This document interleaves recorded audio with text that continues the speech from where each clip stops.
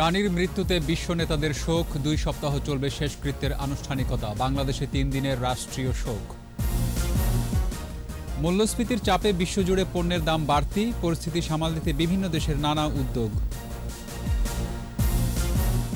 স্থলভাগে গ্যাস অনুসন্ধানের সরকারের বিশেষ পরিকল্পনা, এবছরে জাতীয় গ্রিডে আসছে 6 কোটি ঘনফুট গ্যাস। ডক্টর আকবর আলী খানের মরদেহে সর্বস্তরের মানুষের শ্রদ্ধা, মিরপুর বুদ্ধিজীবী কবরস্থানে দাফন।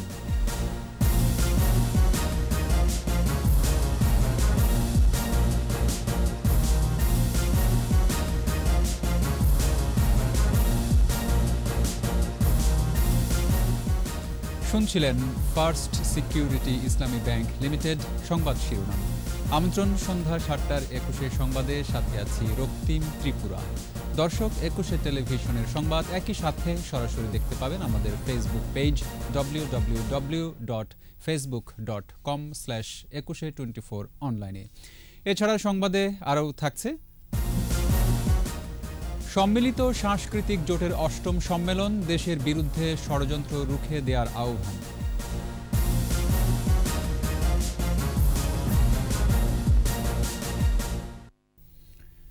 রানী দ্বিতীয় এলিজাবেথের মৃত্যুতে ব্রিটেন জুড়ে শোক।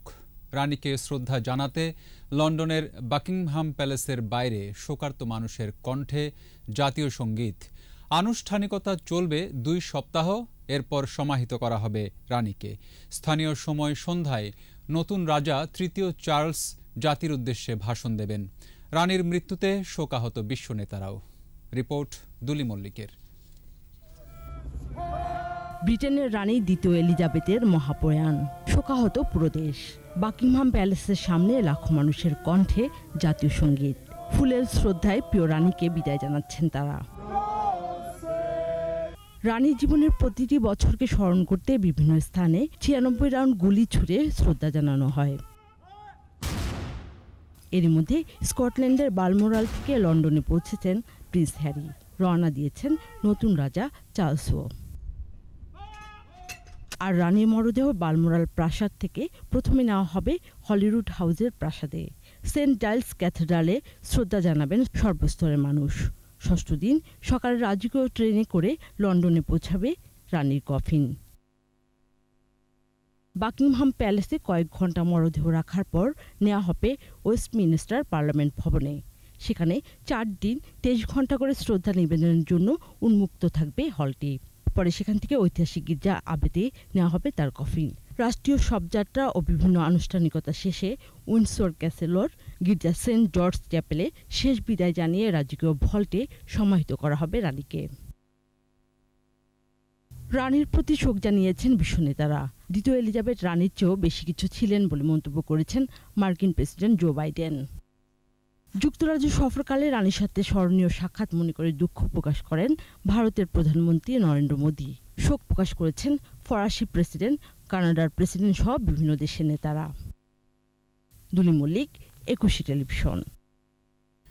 এদিকে রানীর মৃত্যুতে আজ থেকে বাংলাদেশে পালিত হচ্ছে 3 দিনের রাষ্ট্রীয় শোক। মন্ত্রিপরিষদ বিভাগ থেকে জারি করা এক প্রজ্ঞাপনে বলা হয়, বাংলাদেশের অকৃত্রিম বন্ধু ব্রিটেনের রানীর মৃত্যুতে রাষ্ট্রীয় শোক ঘোষণা করা হয়েছে। এ সময়ে সকল সরকারি, আধা সরকারি ও স্বায়ত্তশাসিত প্রতিষ্ঠান, শিক্ষা প্রতিষ্ঠান সহ বিদেশে অবস্থিত বাংলাদেশ মিশনগুলোতে জাতীয় পতাকা অর্ধনমিত থাকবে। রানীর বিদেহী আত্মার শান্তির জন্য বিশেষ প্রার্থনার আয়োজন করা হবে বলেও প্রজ্ঞাপনে উল্লেখ করা হয়। রানীর মৃত্যুতে শোক প্রকাশ করেছেন রাষ্ট্রপতি মোহাম্মদ আব্দুল হামিদ ও প্রধানমন্ত্রী শেখ হাসিনা। শোক বার্তায় তারা রানীর বিদেহী আত্মার শান্তি কামনা এবং শোক সন্তপ্ত পরিবারের প্রতি গভীর সমবেদনা জানান। ব্রিটিশ রাজতন্ত্রের ইতিহাসে সবচেয়ে বেশি সময় সিংহাসন অলংকৃত করেছেন রানী দ্বিতীয় এলিজাবেথ। 96 বছরের জীবনে 70 বছর রানীর মুকুট ছিল তাঁর মাথায়। দীর্ঘ সময়ে দেখেছেন সমাজের বদল, বিশ্বের নানা পরিবর্তনের সাক্ষী ছিলেন তিনি। তার ব্যক্তিত্বে ব্রিটিশ রাজতন্ত্রকে দিয়েছেন অনন্য মাত্রা। বিস্তারিত জানাচ্ছেন আশরাফ শুভ। রানী দ্বিতীয় এলিজাবেথের মৃত্যুর পর শোকে স্তম্ভ ব্রিটেন। গ্রীষ্ম কাটাতে পরিবারের সবাইকে নিয়ে গিয়েছিলেন স্কটল্যান্ডে, সেখানেই তার জীবনাবসান। রানীর মৃত্যুতে শেষ হলো একটি অধ্যায়ের। রেকর্ড 70 বছর সিংহাসনে রানী দ্বিতীয় এলিজাবেথ। দীর্ঘ সময় দেখেছেন কালের বিবর্তন। 1926 সালের 21 এপ্রিল ব্রিটিশ রাজা ষষ্ঠ জর্জ ও রানী এলিজাবেথের প্রথম সন্তান। আসল নাম এলিজাবেথ আলেকজান্দ্রা মেরি। 16 বছর বয়সে প্রথমবারের মতো জনসম্মুখে আসেন তিনি। 18 বছরের এলিজাবেথ প্রশিক্ষণের জন্য যোগ দেন সামরিক বাহিনীতে।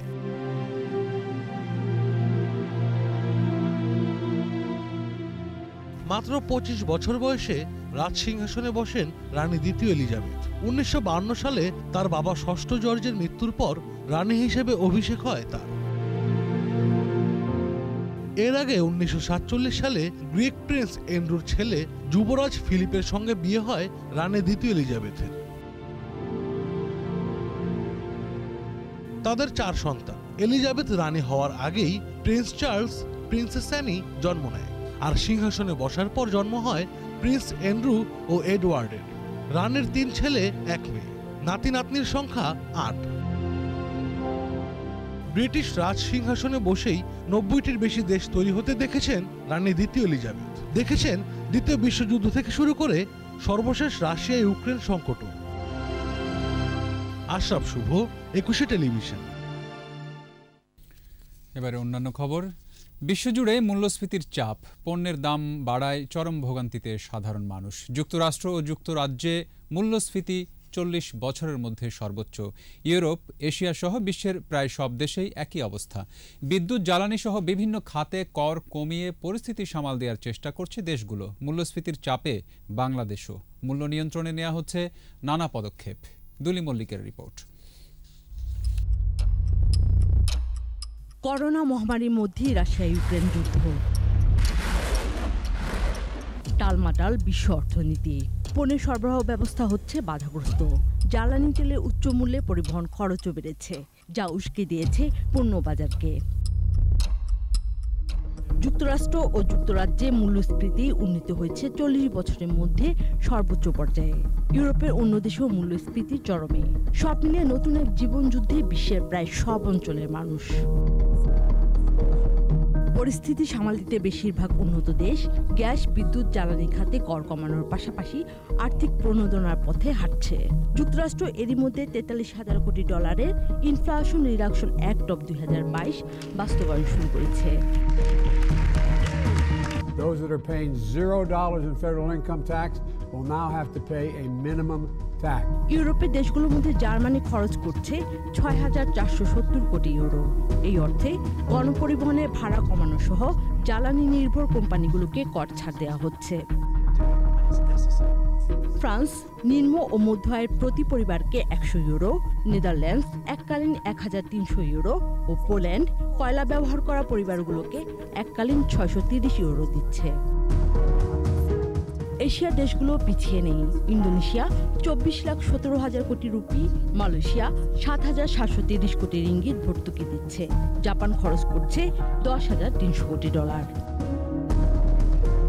140 কোটি মানুষের দেশ ভারত গুরুত্ব দিয়েছে নিজেদের চাহিদায়। গম ও চিনি রপ্তানি নিয়ন্ত্রণ করছে দেশটি। পাশাপাশি কমিয়েছে ভোজ্য তেল আমদানিতে কর। এদিকে বাংলাদেশে মূল্যস্ফীতি এখনো তুলনামূলক কম। বিলাসী পণ্যের আমদানি কমাতে নেওয়া হচ্ছে নানা উদ্যোগ। খাদ্যপণ্যে দেওয়া হচ্ছে শুল্ক ছাড়। অর্থনীতিবিদরা বলছেন সহসায় কমছে না মূল্যস্ফীতির এই সংকট। তাই পরিস্থিতি অনুযায়ী দেশগুলোকে প্রস্তুতি নেওয়ার পরামর্শ তাদের। দুলি মল্লিক, 21 টেলিভিশন। স্থলভাগে গ্যাস অনুসন্ধান ও উত্তোলনে বিশেষ পরিকল্পনা নিয়েছে সরকার। চলতি বছর শেষে দৈনিক 6 কোটি ঘনফুট গ্যাস জাতীয় গ্রিডে যুক্ত করতে কাজ করছে পেট্রোবাংলা। আর আগামী বছর উত্তোলন বাড়ানোর লক্ষ্যমাত্রা 21 কোটি 70 লাখ ঘনফুট গ্যাস। তৌহিদুর রহমানের রিপোর্ট। দেশের 21টি ক্ষেত্র থেকে দৈনিক পাওয়া যাচ্ছে 232 কোটি ঘনফুট গ্যাস। এর মধ্যে দেশীয় 3 কোম্পানির 17 গ্যাস ক্ষেত্র থেকে মিলছে 83 কোটি ঘনফুট। আর 149 কোটি ঘনফুট গ্যাস আসছে বিদেশি প্রতিষ্ঠান শেভরন ও তাল্লোর 4 ক্ষেত্র থেকে। এছাড়া এলএনজি থেকে পাওয়া যাচ্ছে 58 কোটি ঘনফুট। দেশে দৈনিক গ্যাসের চাহিদা রয়েছে প্রায় 350 কোটি ঘনফুট। এই হিসেবে ঘাটতি 100 কোটি ঘনফুটের বেশি, যা পূরণে অনুসন্ধান ও উত্তোলনে বিশেষ পরিকল্পনা হাতে নিয়েছে পেট্রোবাংলা। এবছর বাপেক্সের গ্যাস ক্ষেত্রে 5টি আর সিলেট গ্যাস ফিল্ড কোম্পানির গ্যাস ক্ষেত্রে 1টি কূপ খনন করা হবে। এতে দৈনিক 6 কোটি ঘনফুট গ্যাস পাওয়ার প্রত্যাশা করছে পেট্রোবাংলা। এছাড়া আগামী বছর বাপেক্সের 5টি, সিলেট গ্যাস ফিল্ডের 6টি এবং বাংলাদেশ গ্যাস ফিল্ডের 4টি কূপ খননের পরিকল্পনা রয়েছে। এসব কূপ থেকে দিনে 21 কোটি 70 লাখ ঘনফুট গ্যাস পাওয়ার আশা করছে পেট্রোবাংলা। 2022 থেকে 2025 এই সময়কালে আমরা মোট 46টি কূপ খননের প্ল্যান হাতে নিয়েছি, যাতে করে দেশীয় প্রোডাকশনটা বাড়ানো যায়। আমাদের লক্ষ্য হলো এই কূপগুলো থেকে প্রায় 618 মিলিয়ন ঘনফুট হারে আমরা প্রতিদিন গ্যাস বৃদ্ধি করব। একইভাবে 2024 সালে 14টি কূপ খনন করে 17 কোটি 60 লাখ ঘনফুট এবং 2025 সালে 11 কূপ খনন করে পেট্রোবাংলা তুলতে চায় আরও 16 কোটি 30 লাখ ঘনফুট গ্যাস। ম্যানপাওয়ারকে আপনি যদি যথাযথ তারা ফাইন্যান্সিয়াল প্যাকেজটা যদি না পায়, তাহলে অনেকেই থাকবে না, অনেকেই চলে যাচ্ছে এবং ভবিষ্যতেও যাবে। কিছু ডিফিকাল্ট এরিয়া আছে, যেমন চিটাগাং হিলট্যাক্স একটা ডিফিকাল্ট এরিয়া, যেখানে বাপেক্স এখন পর্যন্ত কোনো ওয়েল করেনি। সেই ডিফিকাল্ট এরিয়াতে বাপেক্স কোনো ভালো বিদেশি কোম্পানির সাথে যদি সে জেবি করে, তাহলে তাদের কার্যক্রমটা বাড়বে। এদিকে চলতি বছরের শেষ নাগাদ যুক্তরাষ্ট্র ভিত্তিক কোম্পানি শেভরন বিবিয়ানাই একটি অনুসন্ধানী কূপ খনন করতে পারে। ইতিবাচক ফল মিললে এখানে আরও 3 কূপ খননের পরিকল্পনা রয়েছে। ভোলা ইতিমধ্যে আমরা একটি কূপ খনন শুরু করেছি। টপগি 1 নামক যে কূপটি, সেটি প্রায় 3500 মিটার গভীরতায় এটি পর্যন্ত কূপ খননটা করা হবে। গ্যাসপ্রম তাদের যে রিগ আছে, সেই রিগ নিয়ে আরও 2টি কূপ সেখানে খনন করবে ভোলাতে। ইতিমধ্যে আমরা শ্রীকাইলে একটি কাজ শুরু করেছি। এই 22 সনের মধ্যে মোট 3টি অনুসন্ধান কূপ এবং 3টি ওয়ার্ক ওভার কূপ, এই 6টি কূপ আমরা খনন করব। এছাড়া বঙ্গোপসাগরে ভারতীয় কোম্পানি ওএনজিসি ও সিলেট গ্যাস ক্ষেত্রে চীনা কোম্পানি সিনোপ্যাক আগামী বছর অনুসন্ধান কূপ খনন করতে পারে। তৌহিদুর রহমান, 21 টেলিভিশন, ঢাকা। সর্বস্তরের মানুষের শ্রদ্ধা ভালোবাসায় চির বিদায় নিলেন সাবেক তত্ত্বাবধায়ক সরকারের উপদেষ্টা, বিশিষ্ট অর্থনীতিবিদ ও বরেণ্য শিক্ষাবিদ ডক্টর আকবর আলী খান। বিকেলে মিরপুর শহীদ বুদ্ধিজীবী কবরস্থানে বীর মুক্তিযোদ্ধাদের জন্য সংরক্ষিত স্থানে তার মরদেহ দাফন করা হয়। এর আগে জানানো হয় রাষ্ট্রীয় সম্মান। মানিক শিকদারের রিপোর্ট। বৃহস্পতিবার রাত 10টায় রাজধানীর এভারকেয়ার হাসপাতালে শেষ নিঃশ্বাস ত্যাগ করেন অর্থনীতিবিদ ডক্টর আকবর আলী খান। মৃত্যুকালে বীর মুক্তিযোদ্ধার বয়স হয়েছিল 78 বছর। সকাল 9টায় গুলশানের বাসায় আকবর আলী খানের প্রতি শ্রদ্ধা নিবেদন করতে ছুটে আসেন শুভাকাঙ্ক্ষী, রাজনীতিবিদ, বিশিষ্ট জনসহ সর্বস্তরের মানুষ। তত্ত্বাবধায়ক সরকারের উপদেষ্টা হিসেবে তিনি দায়িত্ব পালন করেছেন, এটাই শেষ নয়। তিনি লেখক হিসাবে, ভাবক হিসাবে, চিন্তাবিদ হিসাবে বাংলাদেশকে যা দিয়েছেন সেটা অতুলনীয়। কঠিন পরিশ্রমটা করেছেন বাংলাদেশকে তুলে ধরার জন্য। তিনি সত্য বলতেন, সত্য প্রকাশ করতেন, নির্ভয়ে বলতেন। জুমার নামাজের পর গুলশান আজাদ মসজিদে তার জানাজা অনুষ্ঠিত হয়। পরে রাষ্ট্রীয় মর্যাদায় শ্রদ্ধা নিবেদন করা হয় এই বীর মুক্তিযোদ্ধার প্রতি।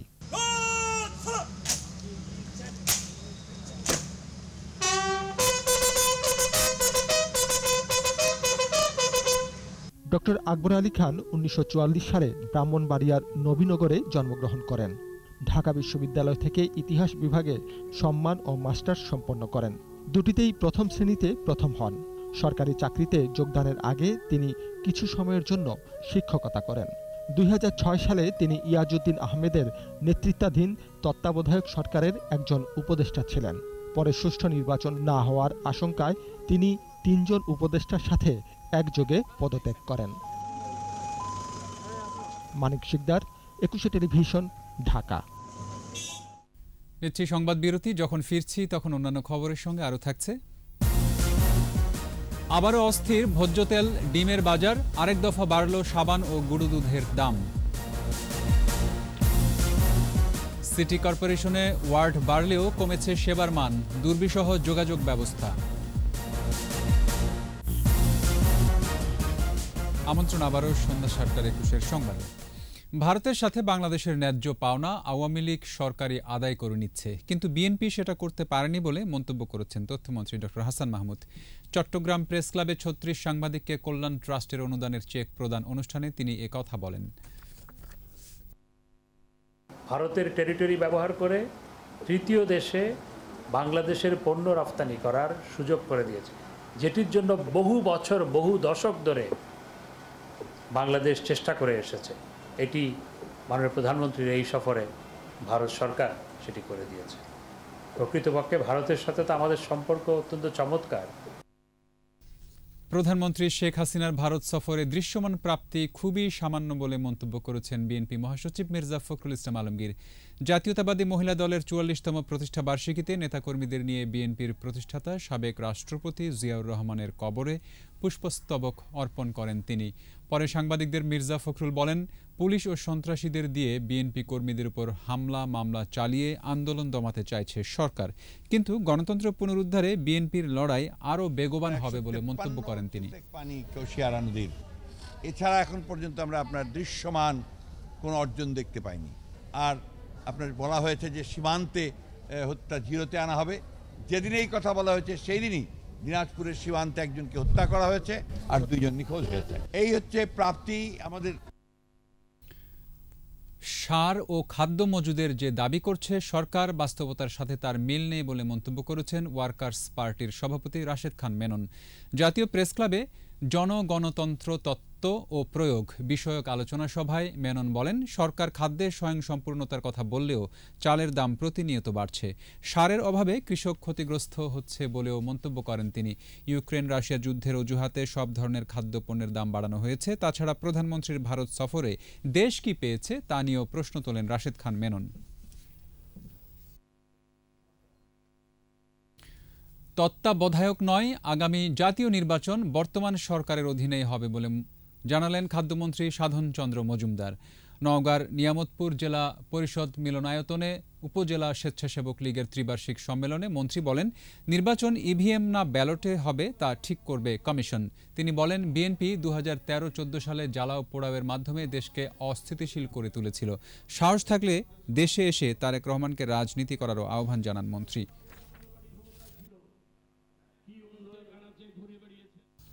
আরেক দফা বাড়ল ডিটারজেন্ট পাউডার, সাবান এবং গুঁড়ো দুধের দাম। ভোজ্য তেল, ডিমের বাজার অস্থির হচ্ছে আবারও, তবে কাঁচামরিচের দাম পড়ে গেছে একেবারেই। এছাড়া চাল ও সবজিতেও মিলছে কিছুটা স্বস্তি। মিনালা দিবার রিপোর্ট। কোম্পানি ভেদে কেজি প্রতি ডিটারজেন্ট পাউডারের দাম বেড়েছে প্রায় 30 থেকে 40 টাকা। সব ধরনের সাবানের দাম বাড়ানো হয়েছে 15 থেকে 20 টাকা পর্যন্ত। গুঁড়ো দুধেরও হাল একই। কোম্পানি অনুসারে কেজি প্রতি 40 থেকে 60 টাকা পর্যন্ত বেড়েছে। গত এক সপ্তাহ আগে ছিল 220 টাকা, এখন এটা হয়েছে গিয়া 260 টাকা। 1 কেজি রিন পাউডার এক সপ্তাহ আগে ছিল 150 টাকা, এখন করছে 180 টাকা। ভোজ্য তেল গেল সপ্তাহের চেয়ে লিটার প্রতি 7 টাকা বেড়ে বিক্রি হচ্ছে 192 টাকায়। শুকনো মরিচের গুঁড়োর দাম কেজিতে প্রায় 100 টাকা বেড়ে ঠেকেছে 400 টাকায়। বাড়তি দামে নাজেহাল সাধারণ মানুষ। এই সপ্তাহে হলো তেল হয়েছে 5 লিটার 945 টাকা, আর 1 লিটার হয়েছে 192 টাকা। চাহিদার থেকে অনেক পরিমাণ কমছে, তারপরেও পরিমাণ কমলে কি হবে, দাম তো কমতেছে না। নিম্ন মধ্যবিত্ত বলেন, নিম্ন মধ্যবিত্ত সব তো লোয়ার মধ্যবিত্ত হয়ে যাচ্ছে এখন। আমরা হলো গরিব মানুষ, আমরা দিন এনে দিন খাই। হাফ কেজি গুঁড়োর সাবান 70 টাকা, তাহলে মানুষের কিভাবে চলে? সব ধরনের সবজি মিলছে কেজিতে 30 থেকে 40 টাকার মধ্যে, তবে ঝাল কমেছে কাঁচামরিচের। কেজি প্রতি বিক্রি হচ্ছে 30 থেকে 40 টাকায়। লাউ হলে 40, বেগুন 30 টাকা, পটল 30, ভেন্ডি 30। দেশি মরিচ নামছে না, তার আমদামি বেশি কারণে দাম কমে গেছে। চালের দাম কমেছে কিছুটা। 28 চাল কেজি প্রতি 4 থেকে 5 টাকা কমে বিক্রি হচ্ছে 54 থেকে 55 টাকায়, আর মিনিকেট কমেছে 2 টাকা। মোটা চালটা মনে করেন আমরা 58 টাকা 60 টাকা পর্যন্ত বিক্রি হয়েছে, এখন বর্তমানে আমরা 54-55 টাকা চলে।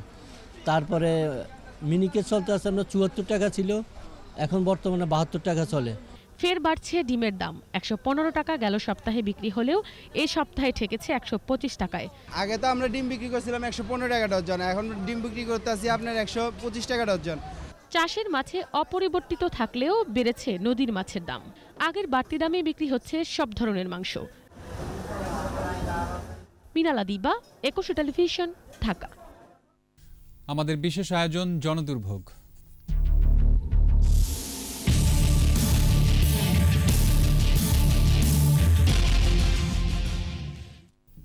ওয়ার্ডের সংখ্যা বাড়লেও সেবার মান কমেছে সিটি কর্পোরেশনে। ট্যাক্স দিয়েও বাঁশের সাঁকোয় পার হতে হয় রাজধানীবাসীর। পাকা তো দূরে থাক, কাঁচা রাস্তাও নেই বহু এলাকায়। সব মিলে গ্রামের চেয়েও দুর্বিষহ এখানকার যোগাযোগ ব্যবস্থা। ইয়াকুব লিটুর ক্যামেরায় বিস্তারিত জানাচ্ছেন অখিল পোদ্দার। সিটি কর্পোরেশন দক্ষিণের ৭৫ নম্বর ওয়ার্ড। পারাপারের মাধ্যম বাঁশের ঝুঁকিপূর্ণ সেতু। ২০১৭ সালের আগে নাসিরাবাদ ইউনিয়ন বিলুপ্ত হয়ে খিলগাঁও থানা সংলগ্ন এলাকাটি প্রশাসনিক ওয়ার্ডের অন্তর্ভুক্ত হয়। কথা ছিল সিটির আওতায় ট্যাক্স বাড়লেও জনগণের সুবিধা বাড়বে তার চেয়ে অধিক, কিন্তু ৫ বছরেও দুঃখ ঘোচেনি। এই যে ভাঙা ব্রিজ ৭৫ ওয়ার্ড আমরা বসবাস করি, ওই এলাকায় প্রায় ২০,০০০ লোকের বসবাস। ট্যাক্স দিতেছি দিতেছি, কিন্তু সেই ট্যাক্স অনুযায়ী আমরা কোনো সুফল বা কোনো এটার কোনো পাইতেছি না। তা আমরা যে এত অসহায়ের মধ্যে দিন কাটাইতেছি, এটা কোনো কর্তৃপক্ষ বা সরকার কোনোভাবেই আমাদেরকে এটা প্রতিহত করতেছে না। এই যে আওয়া যাওয়া কত কষ্ট বাচ্চা লইয়া। বর্ষাকালে পানি উঠলে রাস্তা ডুবে যায়, নৌকা যা চলাচল করতে হয়। ওরা আসে মিথ্যা আশ্বাস দেয়, কিন্তু বাস্তব ভিত্তিক কোনো কাজ আমাদের এই এলাকায় হয় না। ব্রিজটাই আঙ্গুর সমস্যা বেশি। সরকারি লোক আসছে, তা বলছে ব্রিজ হবে, কিন্তু আজও পর্যন্ত ব্রিজ আমাদের কপালে জোটে নাই। রাজধানীর ২ সিটি কর্পোরেশনের নতুন ওয়ার্ডগুলোতে এমন দুর্দশা হর হামেশাই। কোথাও রাস্তা আছে কিন্তু পিচ ঢালাই হয়নি, আবার যাও আছে তাতে চলা বেশ দায়ী। ভুক্তভোগীদের অভিযোগ, এখন গ্রামের যোগাযোগ ব্যবস্থাও এসব ওয়ার্ডের চেয়ে অনেক ভালো। দেখা যায় গ্রামের মতোই, কিন্তু ঢাকা শহর গ্রামের মতোই। এখানে আজকে ৪০ বছর আছি আমরা, ট্যাক্স দিয়ে অসুবিধা হয় না কেন এটা তো আমরা বলতে আছি। জঘন্য রাস্তা খারাপ, রোগী মানুষ যদি লয়ে যায় মানুষ মারা যাবে নির্ঘাত। গাড়ি ঘোড়া ভাঙচুর আর অ্যাক্সিডেন্ট দুর্ঘটনা ঘটে। প্রতিশ্রুত উন্নয়নের কথা রাখেননি মেয়র, আর কাউন্সিলর খোঁজ নেন না এলাকাবাসীর। ড্রেনেজ নাই, সুয়ারেজ নাই, গ্যাস তো নাই, আমার কয়েকটা ব্রিজ লাগবে নাই, রাস্তা প্রচুর অভাব আছে, ক্লিনিক বা স্বাস্থ্যকেন্দ্র নাই, কমিউনিটি সেন্টার নাই। গ্রামের রাস্তার চাইতেও খারাপ অবস্থা হয়ে যায়। এখানে যে ড্রেনগুলো জ্যাম হয়ে ড্রেনের পানি উঠে রাস্তার মধ্যে। 1 বছর আগে রাস্তা মাপ দিয়ে গিয়েছে, সবাই বাড়ি ভেঙেও নিয়েছে কতজন, অথচ এখন পর্যন্ত এই 2 বছরেও আমাদের রাস্তাটা হলো না। যোগাযোগের বেহাল অবস্থার কারণে সব দিক থেকেই পিছিয়ে পড়ছেন নতুন ওয়ার্ডের বাসিন্দারা। অনেক নতুন এলাকা আওতাভুক্ত হলেও সিটি কর্পোরেশনের পূর্ণাঙ্গ সেবা থেকে বঞ্চিত লাখো মানুষ। প্রিয় দর্শক, আপনার চারপাশে নানা সমস্যা আর ভোগান্তির চিত্র তুলে ধরবে একুশে টেলিভিশন। এসব তথ্য জানাতে ফোন করুন, এই নম্বরে পৌঁছে যাব। আমি অখিল পোদ্দার, আর একুশে টেলিভিশনের ক্যামেরা আপনাদের দুর্ভোগ দুর্দশায় সবসময় পাশে আছে। একুশে টেলিভিশন। দিচ্ছি সংবাদ বিরতি, যখন ফিরছি তখন অন্যান্য খবরের সঙ্গে আরও থাকছে। বর্ষা মৌসুমে বৃষ্টির দেখা নেই, খরায় ব্যাহত আমন আবাদ, লোকসানের শঙ্কায় কৃষক। আমন্ত্রণ আবারও সন্ধ্যা ৭টার ২১-এর সংবাদে।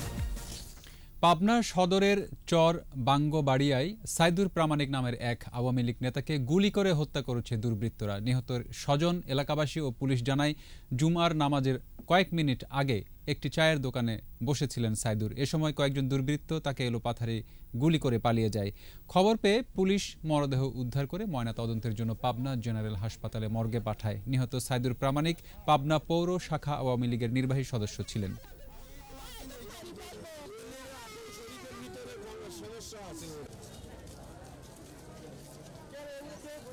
যে একটা প্রত্যক্ষ ঘটনা দিনের বেলায় ঘটেছে, এবং এখানে কিন্তু আপনারা জানেন যে বিয়ে বাড়ি, তো কেউ না কেউ ঘটনাটি দেখেছে। আমরা কয়েকটা সিসিটিভির ফুটেজও হয়তো কয়েক জায়গায় আছে, আমরা শুনেছি, সেগুলো আমরা তথ্য নিচ্ছি।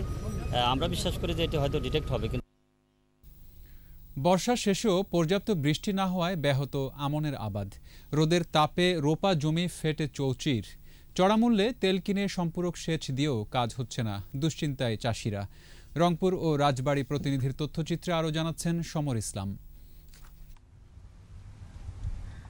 শস্য ভাণ্ডার বলে পরিচিত উত্তরের জেলা রংপুর। চলতি মৌসুমে রেকর্ড 1,66,636 হেক্টর জমিতে আমন ধানের চাষ হয়েছে, কিন্তু পানির অভাবে খেতেই শুকিয়ে যাচ্ছে ধানের চারা। বর্ষা মৌসুমে আগে থেকেই ড্রেনেজ ব্যবস্থা না করায় সম্পূরক সেচের সুযোগও পাচ্ছেন না অনেক চাষি। স্কিমের আবাদ যখন পানি বোর্ডিং থেকে তুলে পানি দিয়ে ওয়াগালা হয়, এই আবাদ দিয়ে পানি দিয়ে এটা হবে না। এই জমিন ফাটিয়ে দিয়েছে, এখন তো বৃষ্টি নাই। আমন ধানে শ্যালো মেশিনে পানি দিয়ে কাজ হয় না, এটা হলো বৃষ্টির পানি লাগে। বৃষ্টি না থাকার কারণে ধানে আগাছা বেড়ে গেছে এবং পোকামাকড়ের উপদ্রব বেড়ে গেছে। খরা প্রলম্বিত হলে কৃষকরা তাদের এই সেচ ইউনিটগুলো যাতে চালু করে। বৃষ্টির অভাবে রাজবাড়ীতে আমন আবাদ পিছিয়েছে প্রায় 1.5 মাস। অনেক জমি পড়ে আছে অনাবাদি। বীজ, তেল, সার, মজুরি ও কীটনাশকের অগ্নিমূল্যে বিঘা প্রতি 5 থেকে 8 হাজার টাকা ব্যয় বাড়ায় দিশেহারা চাষিরা। পানি নাই, বৃষ্টি নাই, ওই জন্য প্রতিদিন করে আছে মেশিনে কুলাইতে পারে না, তেল আঁকড়া। তেলের দাম বৃদ্ধি হওয়াতেই মানুষই হিমশিম হয়ে গেছে। যে সারের দাম, আবার মজুরির যে দাম, 700-800 টাকা মজুরি। সরকার যদি আমাদের এটা একেবারে সুচক্ষে মাঠে এসে নামে দেখে, তাহলে আমাদের জন্য উপকার হয়। এলাকা থেকে মেলা জমি বাদ দিয়েছি। সমস্যা নিরসনে সম্পূরক সেচের পরামর্শ কৃষি বিভাগের। বিভিন্নভাবে সেচের মাধ্যমে পানির সমস্যা দূর করার মাধ্যমে যাতে তারা সহজেই চাষ করতে পারে তার ব্যবস্থা নিচ্ছি। জেলায় 50,400 হেক্টর জমিতে আমন আবাদের লক্ষ্যমাত্রা পূরণে দ্রুত পদক্ষেপের দাবি চাষিদের। সমর ইসলাম, 21 টেলিভিশন। দুর্নীতি দমন কমিশনের অভিযানে পাল্টে গেছে বরিশাল শেরেবাংলা মেডিকেল কলেজ হাসপাতালের চিত্র। সকাল 8টার মধ্যে কাজে যোগদান করছেন বেশিরভাগ চিকিৎসকরা। ওয়ার্ডে রোগী পরিদর্শন শেষ হচ্ছে সকাল 10:30টার মধ্যে। এতে স্বস্তি ফিরেছে রোগীদের মাঝে। বরিশাল থেকে সুখেন্দু এদবরের প্রতিবেদন, জানাচ্ছেন মাসুম আলিসা। নির্ধারিত সময়ে চিকিৎসকরা হাসপাতালে না আসা সহ কয়েকটি অভিযোগে 6 সেপ্টেম্বর বরিশাল শেরেবাংলা মেডিকেল কলেজে অভিযান চালায় দুদক। ওই দিন ওয়ার্ড ও বহির্বিভাগে কয়েকজন ইন্টার্ন চিকিৎসক ছাড়া আর কাউকে পাওয়া যায়নি। হাসপাতালের পরিচালক এবং কলেজের অধ্যক্ষও ছিলেন না অফিস কক্ষে। পরে এ নিয়ে অধ্যক্ষের সাথে দুদক কর্মকর্তাদের বাকবিতণ্ডা হয়। প্রতিবাদে মিছিল করে ডাক্তাররা। তবে এ ঘটনার পর 7 সেপ্টেম্বর থেকে পাল্টে গেছে হাসপাতালের চিত্র। নির্ধারিত সময়ে বহির্বিভাগ ও ওয়ার্ডে আসছেন চিকিৎসকরা, রোগীদের দিচ্ছেন ব্যবস্থাপত্র। কর্তৃপক্ষ বলছেন চিকিৎসকদের দায়িত্ব পালনে ধরাবাঁধা কোনো সময় নেই। 24 ঘন্টায় তারা রোগীদের সেবা দিয়ে যাচ্ছেন। চিকিৎসার ধরনটা আসলে এরকম যে কোনো নির্দিষ্ট টাইম লিমিটেড না, কারণ তাদের রাতেও আসতে হয়, সকালেও আসতে হয়, আবার গভীর রাতেও অনকলেও আসতে হয়। অর্থাৎ তাদের যে 8 ঘন্টা ডিউটি নির্দিষ্ট, এটা কোনো নির্দিষ্ট বাধা দেওয়ার নিয়ম নেই। আর হাসপাতালের এই চিত্রে স্বস্তি ফিরেছে রোগী ও তাদের স্বজনদের মাঝে। এখন দুদক আসার পর থেকে এখন 8টা থেকে 2টা পর্যন্ত ট্রিটমেন্ট চলে, রোগী দেখা হয়। আগের চেয়ে এখন সুযোগ সুবিধা অনেক ভালো হয়েছে। আমরা আগের তুলনায় অনেক বেশি সুবিধা পাচ্ছি। আগে অনেক বিলম্ব হতো, দেখানোর জন্য সিরিয়ালের জন্য অনেক সমস্যা হতো। সাধারণ রোগীরা সঠিক সময়ে চিকিৎসক এবং ব্যবস্থাপত্র সহ ওষুধ পেয়ে সন্তোষ প্রকাশ করেছেন। মাসুম আলিসা, 21 টেলিভিশন। করোনা এবং বন্যায় ভ্রমণে ছন্দপতন ঘটেছিল পর্যটন প্রেমীদের। উন্নতি হয়েছে পরিস্থিতির। টাঙ্গুয়ার হাওর, শহীদ মুক্তিযোদ্ধা সিরাজ লেক সহ সীমান্তের পর্যটন কেন্দ্রগুলো তাই ফের মুখর হাজারো পর্যটকের উপস্থিতিতে।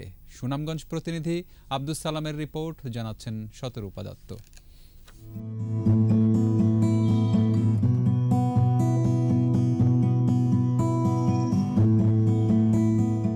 প্রকৃতির অপরূপ সৌন্দর্যে ভরা সুনামগঞ্জের তাহিরপুরের টাঙ্গুয়ার হাওর।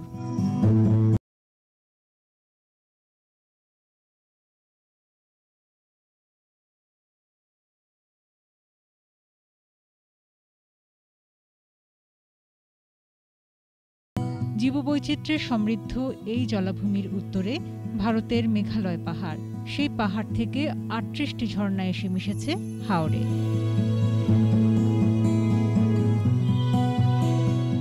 কয়েকটি পথে যাওয়া যায় টাঙ্গুয়ার হাওরে। তাহিরপুরের লাউড়ের গড় হয়ে গেলে বাড়তি পাওনা পাহাড়ের বুক চিরে নেমে আসা অপরূপা জাদুকাটা নদী ও শহীদ মুক্তিযোদ্ধা সিরাজ লেক বা নীলাদ্রি লেক।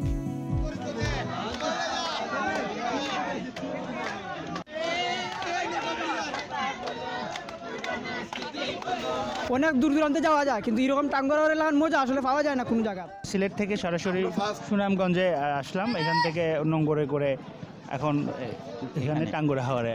পর্যটকদের ভ্রমণ আনন্দমুখর করে তোলে আধুনিক সুযোগ সুবিধা সহ বাহারি সব নৌকা। এখানে টুরিস্ট পুলিশও খুব হেল্পফুল, বা যে আপনাদের নৌকার ঘাট যে আছে এখানের ওরা প্রচুর হেল্প করতেছে। থাকা খাওয়া বাবুচি টাবুচি মানে যা আছে সম্পূর্ণ নৌকার মাঝে। পর্যটকের সংখ্যা আরও বাড়বে আশা জেলা প্রশাসনের। যে নিরাপত্তা ব্যবস্থা আমরা সেটি তদারকি করছি যেন পর্যটকরা এসে কোনো কিছুতে অনিরাপদ বোধ না করে, অর্থাৎ সেখানে পুলিশ এ ব্যাপারে সতর্ক আছে। ঐতিহ্য আর জীববৈচিত্র্য রক্ষায় আরও সমৃদ্ধ হবে টাঙ্গুয়ার হাওর, প্রত্যাশা সবার। শতরূপা দত্ত, 21 টেলিভিশন। ব্যবসা বাণিজ্যের সংবাদ।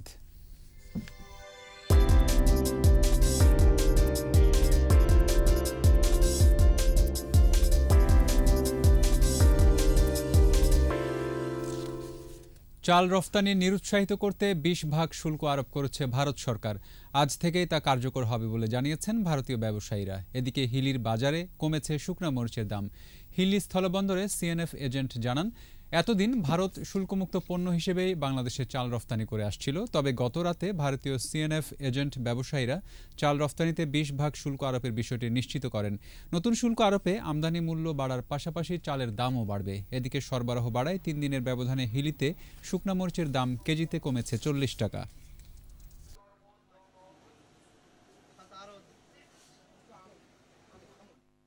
শেষ করব সাংস্কৃতিক জোটের সম্মেলনের খবর দিয়ে। দেশকে পাকিস্তান বানানোর ষড়যন্ত্র মোকাবেলায় সবাইকে একসাথে কাজ করার আহ্বান জানিয়েছেন সম্মিলিত সাংস্কৃতিক জোটের নেতারা। জোটের 8ম জাতীয় সম্মেলন ও কাউন্সিলে এ আহ্বান জানান তারা।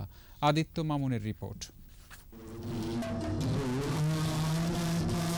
হাজার বছরে চিরায়ত বাংলা মা, মাতৃভূমি, দেশজ কলা, রীতিনীতি, প্রথা ও কৃষ্টির বাংলাদেশকে বিশ্বের বুকে উদারনৈতিক দেশ হিসেবে গড়ে তুলতে সাংস্কৃতিক কর্মীদের নিয়ে সম্মিলিত সাংস্কৃতিক জোটের জাতীয় সম্মেলন। অসাম্প্রদায়িক চেতনার এই দেশে যখন সাম্প্রদায়িকতার বিষবাষ্প, তখনই দেশের সর্ববৃহৎ সাংস্কৃতিক সংগঠনের আয়োজন পেয়েছে ভিন্ন মাত্রা। উগ্রতা, ধর্মান্ধতার বীজ নির্মূল করে দেশকে 72-এর সংবিধানে ফিরিয়ে আনার কথাও বলেন সাংস্কৃতিক অঙ্গনের বোদ্ধারা। আমাদের দেশে যারা নীতি নির্ধারক তারা সংস্কৃতির সত্যিকার অর্থটাকে বোঝেন না। সংস্কৃতি এবং ভাষাভিত্তিক জাতীয়তার মাধ্যমে সকল শ্রেণী, পেশা, জাতিসত্তা সকলকে নিয়ে সুখের দেশ গড়ে উঠবে। ধর্মের নামে ভণ্ডামি, অপব্যাখ্যা ও গুজব ছড়িয়ে দাঙ্গা দখলের বিরুদ্ধেও সোচ্চার তারা। ওই 21 বছরের বিকৃতি যাদের মস্তিষ্কে আছে তাদের কথাও যেমন ভাবতে হবে, আর তাদের পরের প্রজন্ম, তাদেরই সন্তান, তাদের কথাও তো আমাদের ভাবতে হবে। এই ফেসবুকে একটা স্ট্যাটাসকে কেন্দ্র করে হিন্দু সম্প্রদায়ের ঘরবাড়ি জ্বালিয়ে দেওয়া হয়, মন্দির আক্রমণ করা হয়। শিক্ষকের যে লাঞ্ছনা, এইটা যে কি আমাদেরকে পীড়িত করে এটা বলার অপেক্ষা রাখে না। দেশকে পাকিস্তান বানানোর ষড়যন্ত্র মোকাবেলায় সবাইকে এগিয়ে আসার আহ্বান জানান সাংস্কৃতিক নেতারা। 64 জেলা ঘুরে এসে ঢাকাতে একটি বড় সমাবেশ করব, যেই সমাবেশের মধ্যে দিয়ে আমরা আমাদের বার্তাকে সমস্ত রাজনৈতিক দল সবার কাছে আমরা দিতে চাই। বাঙালি জাতীয়তাবাদের চারণভূমিতে কখনোই পশ্চাৎপদ ধর্মান্ধ গোষ্ঠীর ঠাঁই হবে না বলেও হুঁশিয়ার করেন নতুন প্রজন্মের সাংস্কৃতিক কর্মীরা। যদি কোনো মানুষের মধ্যে সাংস্কৃতিক বোধ থাকে তাহলে সে কখনোই মৌলবাদী শক্তির কাছে পরাজিত হতে পারে না। ধর্মের নষ্টপুত্র সাম্প্রদায়িকতায় যখন আক্রান্ত দেশ, তখনই সম্মিলিত সাংস্কৃতিক জোটের এই জাতীয় সম্মেলন, যেখান থেকে ডাক দেওয়া হয়েছে প্রত্যন্ত অঞ্চল পর্যন্ত ছড়িয়ে ছিটিয়ে থাকা সংস্কৃতি কর্মীরা আধুনিক, উদার মনস্ক, অসাম্প্রদায়িক এবং ধর্মনিরপেক্ষ একটি বাংলাদেশের ভিত্তি আবারও রচনা করার প্রত্যয় ব্যক্ত করছেন। জাতীয় নাট্যশালা থেকে আদিত্য মামুন, 21 টেলিভিশন, ঢাকা। এরই সাথে শেষ করছি সন্ধ্যা 7টার 21-এর সংবাদ। যাবার আগে ফার্স্ট সিকিউরিটি ইসলামী ব্যাংক লিমিটেড সংবাদ শিরোনামগুলো আরও একবার। রানীর মৃত্যুতে বিশ্ব নেতাদের শোক, 2 সপ্তাহ চলবে শেষকৃত্যের আনুষ্ঠানিকতা। বাংলাদেশে 3 দিনের রাষ্ট্রীয় শোক। মূল্যস্ফীতির চাপে বিশ্বজুড়ে পণ্যের দাম বাড়তি, পরিস্থিতি সামাল দিতে বিভিন্ন দেশের নানা উদ্যোগ। স্থলভাগে গ্যাস অনুসন্ধানে সরকারের বিশেষ পরিকল্পনা। এ বছরে জাতীয় গ্রিডে আসছে 6 কোটি ঘনফুট গ্যাস। ডক্টর আকবর আলী খানের মরদেহে সর্বস্তরের মানুষের শ্রদ্ধা, মিরপুর বুদ্ধিজীবী কবরস্থানে দাফন।